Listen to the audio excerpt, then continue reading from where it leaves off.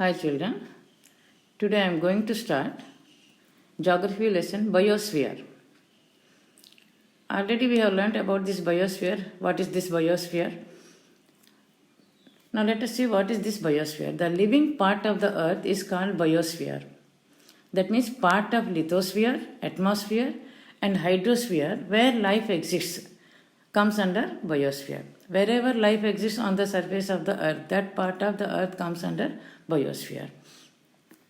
And the earth is a unique planet because this is the only planet where life exists. In various forms it exists, like bacteria to banyan trees, animals, human beings.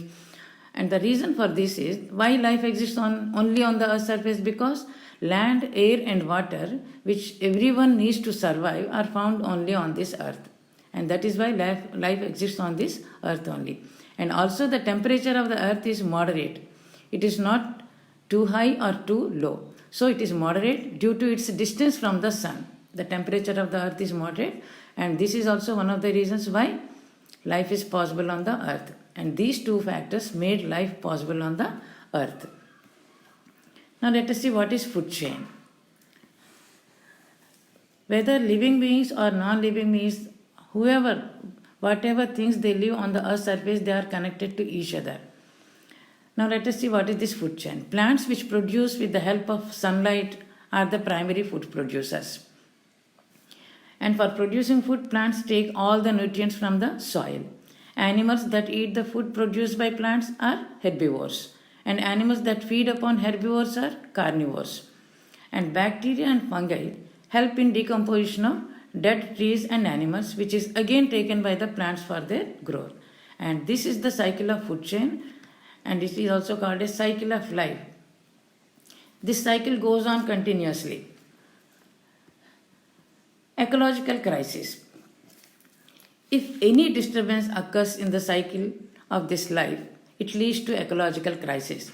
If there is any disturbance in this life cycle, which we learnt in the previous paragraph, it leads to ecological crisis. For example, suppose a particular species feeds upon a particular plant, and these species are going into extinction.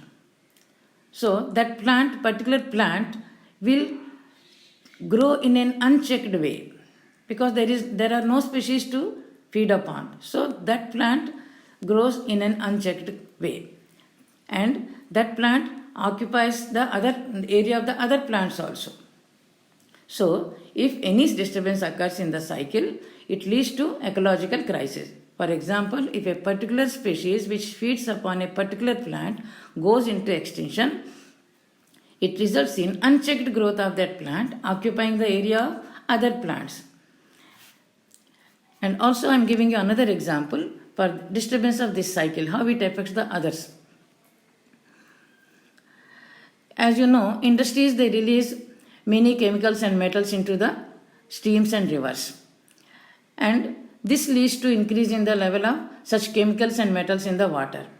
They get accumulated in the river water or stream water. And these metals like mercury, when they are consumed by the microorganisms in water, and these microorganisms, they become food for the fish. A large number of fish, they feed upon these microorganisms. And these fishes, they become food for the human beings. And when human beings consume these fishes, they too absorb these quantities of mercury, which is released by the industries into the river. And that is risky for their health. That becomes detrimental to their health. Detrimental means risky to their health. Now let us see another example. You might have heard of vultures. And these vultures feed upon dead animals, like cows, buffaloes and all. On those dead animals, these vultures feed upon. But nowadays we are not seeing vultures. Now let us see what is the reason. They are going into extinction. Vultures eating dead carcasses, that means dead animals. If suppose cattle, they fall sick, the farmers are using a chemical called diclofenac to treat the cattle. A chemical called diclofenac is used by the farmers to treat the cattle. And this, when the cattle die, their flesh retains this chemical. Diclofenac will be remaining in their flesh, even if the cattle dies. And when their flesh is eaten by the vultures, when it is consumed by the vultures, diclofenac leads to kidney failure in the vultures. And within hours they die, or within a week they die. And in this way, vultures have gone into extinction. That means cattle, when they fall sick, farmers use a chemical called diclofenac to treat the cattle. And when these dead cattle are eaten by the vultures, diclofenac remains in the flesh of the dead body of the animal. And this diclofenac leads to kidney failure in the cattle. Within a week, they die. And this is the reason why vultures have gone into extinction nowadays. Now, the main topic of the lesson is natural vegetation. What is this natural vegetation? Which grows naturally. That is natural vegetation. It is generally classified broadly into three categories. In areas where there is heavy rainfall or sufficient rainfall, there are forests. So, first one is forest. And in areas with moderate rainfall, grasslands. And in areas with no rainfall or little rainfall, shrubs. So, there are three broad categories of this natural vegetation: forests, grasslands, and shrubs. And in very cold regions like tundra, we see the tundra vegetation. We will learn about this in this lesson only. Now let us see how many types of forests are there. There are 6 major types of forests, and they are tropical evergreen forest, tropical deciduous forest, temperate evergreen forest, temperate deciduous forest, Mediterranean vegetation, and coniferous forest. Now let us see one after another what type of trees are found in these forests, or what animals are there and where they are located. First one is tropical evergreen forest. And these are also known as rainforests. And these are located near the equator and close to the tropics. Because near the equator and within the tropics there is heavy rainfall. I told you, every day in the afternoon there will be heavy rainfall due to low pressure area near the equator. So this area near the equator and close to the tropics, this type of forests are found. And the trees in these forests do not shed their leaves altogether. And that is why they are evergreen forests. All the trees do not shed their leaves at one time.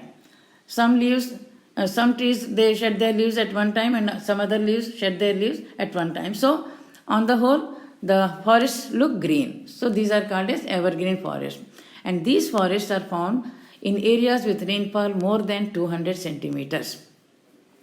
And because of heavy rainfall near the equator, these are thick forests.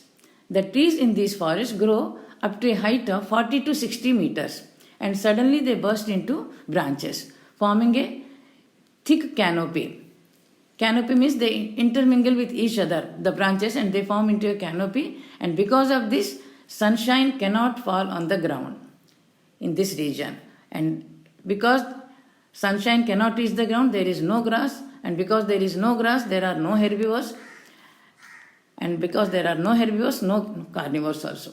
Hardwood trees like rosewood, ebony, mahogany are found in these forests. Rosewood, ebony, and mahogany are found in these forests. Now the second type of forests are tropical deciduous forests. These are also known as monsoon forests. And in areas with rainfall between 200 to 100 centimeters, tropical deciduous forests are found. Large parts of India, North Australia, and Central America have this type of forest. Almost in India we find this type of forest. Hardwood trees like sal, teak, neem, shisham, which are used for furniture, transport, and constructional material, they are found in these forests. And animals, all those which are found in India, they are found in these forests. For example, tigers, lions, elephants, langurs, monkeys, all these animals are found in this forest. And the next one is temperate evergreen forest. The temperate evergreen forest, they are located in the mid-latitudinal coastal region. Along the coastal region and in the mid-latitudes, these are located. And most commonly, they are found along the eastern margins of the continents. For example, Southeast USA, South China, and Southeast Brazil, they are found. and they comprise both hard and softwood trees also are found in this forest.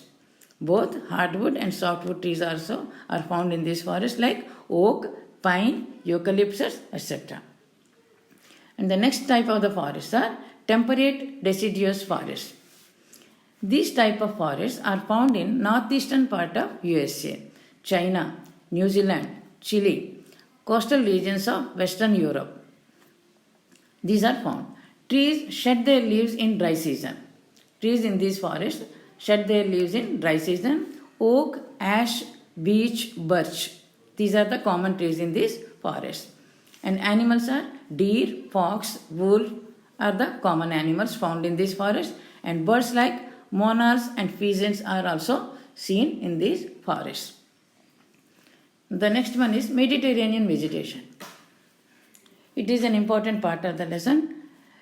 Mediterranean vegetation. The west and southwest margins of the continents have Mediterranean vegetation. The west and southwest margins of the continents have Mediterranean vegetation. Mostly, this type of vegetation is found in areas around the Mediterranean Sea, in Europe, Africa, and Asia.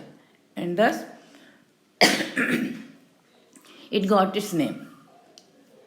Because this type of vegetation is found in areas around the Mediterranean Sea, in Europe, Africa, and Asia, it is called as Mediterranean vegetation.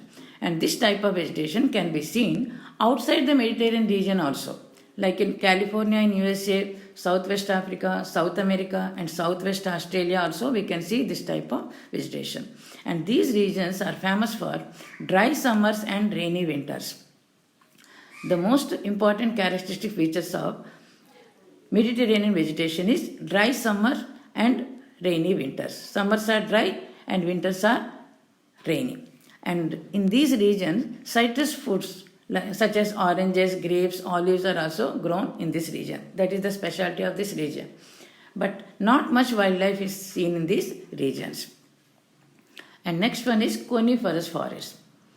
Coniferous forests, they are located between higher latitudes, between 50 degrees to 70 degrees latitudes. In northern hemisphere only they are located.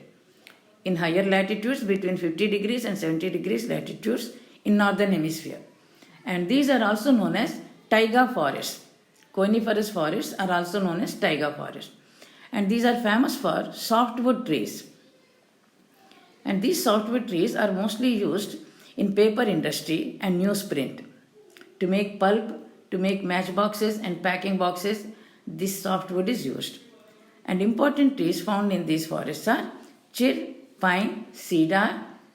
And common animals found in these forests are silver fox, mink, polar bear, and these are also found in higher altitudes like Himalayan region.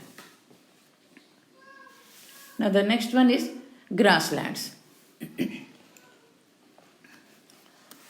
Grasslands, there are two types of grasslands, tropical grasslands and temperate grasslands. Now let us see first tropical grasslands. These tropical grasslands, they grow on either side of the equator and they extend till the tropics, and that is why they are called as tropical grassland. In tropical climate they grow, so tropical grassland. And the best example for tropical grasslands is savanna grasslands of Africa are of this type of grasslands. And elephants, zebras, giraffes, deer, leopards are common animals in these tropical grasslands. And these tropical grasslands, they grow in the areas of moderate to low rainfall areas. And here in these grasslands, the grass grows very tall, about 3 to 4 meters in height it grows. Now the next one is temperate grasslands. These are found in the mid-latitudes, mid-latitudinal zones, and in the interior part of the continents, this type of temperate grasslands are grown. And in these grasslands, the grass is short but nutritious. And the common animals are wild buffaloes, bisons, antelopes are common animals in these temperate regions. And these temperate grasslands are known by different names in different continents. For example, in North America, they are known as prairies. In South America, they are known as pampas. In Eurasia, Europe and Asia, they are called as steppes. And in Africa, they are known as velds. And in Australia, they are known as downs. Now, the next one is thorny bushes. Thorny bushes, as you know, they are found in areas of less rainfall or no rainfall. Found in regions with rainfall less than 70 centimeters. And in India, northwestern part, Rajasthan, Gujarat, Madhya Pradesh, these are found. And types of trees which are found in these thorny bushes vegetation are acacias, palms and euphorbias and cacti. And they have long roots to get moisture from the soil. These trees have long roots to get moisture from the soil, and leaves are thick and small to minimize evaporation. And common animals which are found in these are rats, rabbits, fox, tiger, lion, camel. Now the last one is tundra vegetation. It is found in tundra region, so it is called as tundra vegetation. Due to extreme cold climate in polar regions, the growth of natural vegetation is very limited. Very few plants, very few species of plants are grown here. Only mosses and lichens are found here, and nearly 300 species are there. And this is called as tundra vegetation. To protect them from extreme cold, the animals here have thick fur and thick skin. Common animals found in these tundra region are seal, walruses, musk oxen and polar bear, etc. Now next one is human society and environment.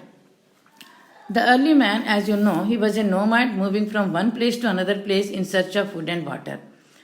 And after some time, many years, that is around 10,000 BC, he started agriculture. And when he started agriculture, he started living in one place. He started living a settled life to look after his agriculture and fields. And slowly, agricultural produce increased. When agricultural produce increased, they needed traders to trade in the market. They wanted to market the produce also. So new professions like carpentry, weaving, trading, pottery, etc. came into existence. When the population grew, the needs of the population also grew, and new professions like carpentry, weaving, trading, pottery, etc. came into existence. And gradually, human population grew very much. And it was 100 crores in 1800 and 700 crores in 2010. And it is estimated to reach 1000 crores by 2100 year. It is estimated that the population, the world population will reach 1000 crores. And after agriculture prospered and the production increased, industrial revolution was started. And this industrial revolution changed the whole world because more number of industries were set up, new machinery was invented, and all the people from rural areas, they migrated and settled in cities to get some job or source of livelihood in the factories, to work in the factories. So this industrial revolution completely changed the whole world. And there was great demand for raw materials because number of industries increased, there was demand for raw materials. And this demand for raw materials led to colonization and even wars between the countries. To get more and more raw materials from other countries, they started colonizing other countries, and also they started fighting among themselves. Now let us see industries and pollution. When industries increased, there was lot of pollution. Modern industries and transport systems, they use lot of energy which is derived from burning fossil fuels. Fossil fuel means coal and petroleum. When we burn these fossil fuels, we get lot of waste, lot of gases, poisonous gases. So the burning of fossil fuels releases large quantities of carbon dioxide, nitrogen oxide, sulfur dioxide, etc. into the atmosphere. And they also release sulfuric, carbonic and nitric acids. And when these acid particles mingle with the rain, increasing the acid content of rainwater. These are called as acid rains. What are acid rains? All these sulfuric acid, carbon dioxide, nitrogen oxide, they release acids. What are those acids? Sulfuric acid, carbonic acid, nitric acids are released by these gases. And when these acid particles mix with the rain, the content of acids in the rainwater increases. And when the rain is falling down, along with it the acid particles are also falling down. and the content of acid is more in the rainwater. So these are called as acid rains. And waste materials released by the industries in the form of solid, liquid and gases, they pollute the air and water. Already we have learnt it many a times in science and also in social, how the industries are polluting the air and water. So they are releasing all their waste into the river water, and this river water is moving into it is reaching the oceans finally, and the oceans are getting polluted. So air is getting polluted and water is getting polluted. Ultimately, it is leading to global warming. And to decrease this global warming, the world organizations, they are on the way. Now let us see what is this Kyoto Protocol. To reduce this global warming or greenhouse effect, a conference was held in the city of Kyoto. Kyoto is a city in Japan. A conference was held in this city by UNO in December 1997 to protect the earth from increasing global warming. And the countries which attended this conference, they signed a declaration called Kyoto Protocol. And by signing this declaration, they agreed to bring down the release of greenhouse gases to less than 5.2%. That is the agreement made by the countries which attended the conference of Kyoto Protocol. Now, depletion of resources. How the resources are depleting? As you know, more number of industries are being set up, and there is rapid population growth. And because of these two, and even urbanization is more. That means more number of people are coming from rural areas to urban areas and they are settling. And population growth is more and more. And industrialization, more number of industries are being set up. And because of these three factors, industrialization, rapid population growth and urbanization, these three factors led to more and more exploitation of the resources. They need more raw materials, so they are exploiting more resources. More population needs more resources, they are exploiting. And more number of people are settling in towns and cities, they need more resources, they are exploiting. So these are leading to more and more exploitation of the resources. And as a result, forests are disappearing and mineral reserves are getting exhausted. And in the name of development, if we use our resources so recklessly without caring for the future generations, if we use these resources so recklessly, nothing will be left for future generation. That is the opinion of the scientists. So the scientists are suggesting for a sustainable development. Sustainable development means a development which meets the needs of the present generation and also the future generations. That is called as sustainable development. Now, this is the end of the lesson. As usual, I am giving you homework. Read the lesson, underlining all the important points with pencil. Complete the blanks and MCQs in the material. And learn all the 1 mark and 2 mark question answers and write without seeing.